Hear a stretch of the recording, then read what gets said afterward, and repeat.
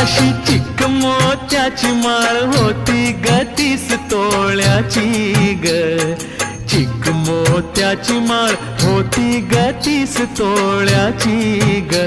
जसा गणपतीचा गोंडा चौरंगी लाल बावटा ग, गणपतीचा गोंडा चौरंगी लाल बावटा ग.